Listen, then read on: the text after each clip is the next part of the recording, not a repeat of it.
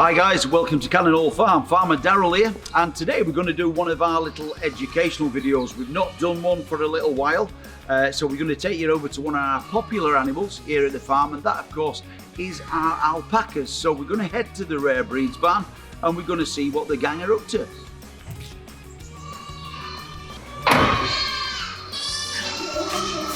So here we are guys in the rare breeds barn, and that's where you can find the large part of our alpaca family. As you can see, some of them behind me. Xander is the dominant male, the grey one with the white face right here.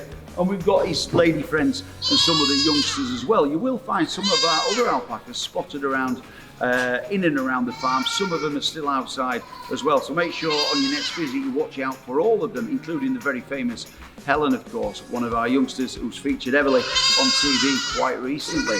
Now alpacas, even though they're a domesticated animal, their origins lie in South America. So places like Peru and Chile, Bolivia, Ecuador, places like that.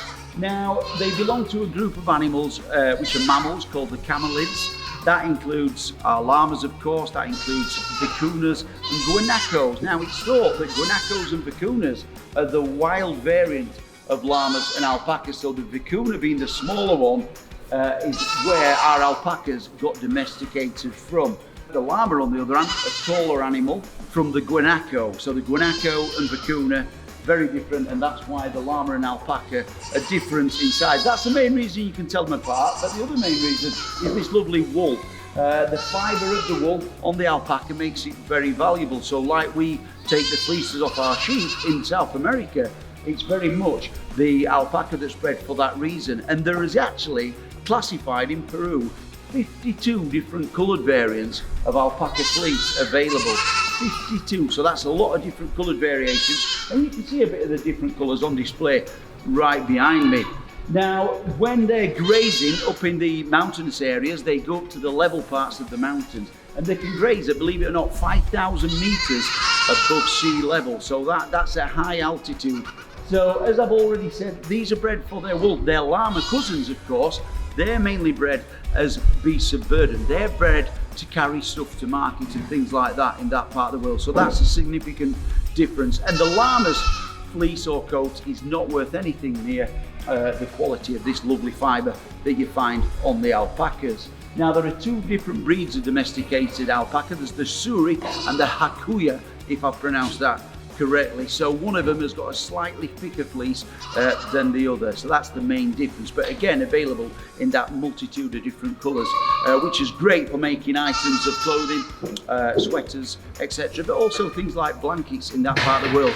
So alpacas are grazing animals. They do graze, as I've already said, up on the mountains on the lush green grasses, but in captivity they'd obviously eat things like hay and straw, but we also give them a special, actually called an alpaca mix, which comes as a ready formula with different cereals and things in it, so they get everything they need. Now, they are one of the longest gestations of the animals we keep on the farm.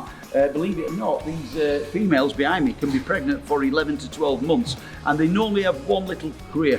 The males are normally a lot larger as well. Xander here is bigger than the females, so that makes him a lot heavier as well.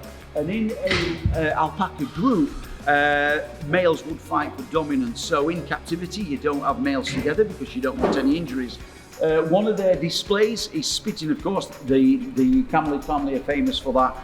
But really, spitting could be a sign of distress or a sign of a male putting his dominance over females or other males. And they also try and immobilize the head. So if two males were doing battle, they would have a dominance where they'd lock heads, a bit like giraffes do in the wild, but on a lot smaller scale. So the winner would be the one that can lean into the opposite male and make him basically immobilize his head so he can't fight back. And that's what they do. A lot of their communication as well is body language rather than noises. They do make noises, but a lot of it is body language.